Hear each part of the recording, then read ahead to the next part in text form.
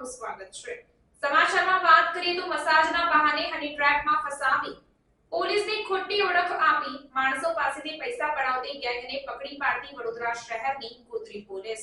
વડોદરા શહેર વિસ્તારમાં બનતી ગેરકાયદેસર પ્રવૃત્તિઓને અટકાવવા સારું પોલીસના ઉચ્ચ અધિકારીઓ દ્વારા જરૂરી સૂચન અને માર્ગદર્શન આપવામાં આવેલ હોય, જે અંતર્ગત મસાજના બહાને હની ટ્રેપમાં ફસાવી પોલીસની ખોટી ઓળખ આપી માણસો પાસેથી પૈસા પડાવતી ગેંગને પકડી પાડી કાયદેસરની કાર્યવાહી કરતી વડોદરા શહેરની ગોત્રી પોલીસ।